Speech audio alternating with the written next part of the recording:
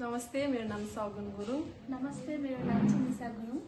म चाहिँ 2018 को पिसिएल पास आउट हो अनि मैले चाहिँ यहाँ नेपालमा चाहिँ 4-5 वर्ष चाहिँ हस्पिटलहरुमा जब गरेँ। धेरै एक्सपिरियन्सहरु पनि लिएँ र मलाई चाहिँ इन्टरनेशनल एक्सपिरियन्स पनि लिन मन थियो। त्यही भएर हामीले चाहिँ यहाँ हामी दुईजनाले चाहिँ मनास्लु इन्टरनेशनलमा चाहिँ इन्टरनेशनल सर्भिसमा चाहिँ हामीले फेब्रुअरीमा इन्टरभ्यु दिएको थियौं अनि हामी चाहिँ त्यसमा पास सेलेक्ट भयौं।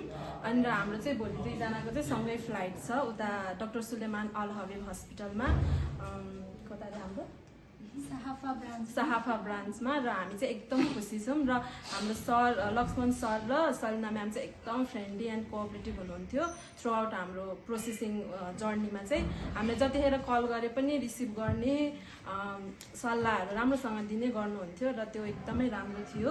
र हाम्रो चाहिँ भोलि हामी दुईजना सँगै लगायत अन्य साथीहरू पनि हाम्रो फ्लाइट छ भोलि बिहानमा र हामी चाहिँ मनास्लु इन्टरनेशनल सर्भिसेसलाई चाहिँ धेरै धेरै धन्यवाद दिन चाहन्छौँ। Thank you.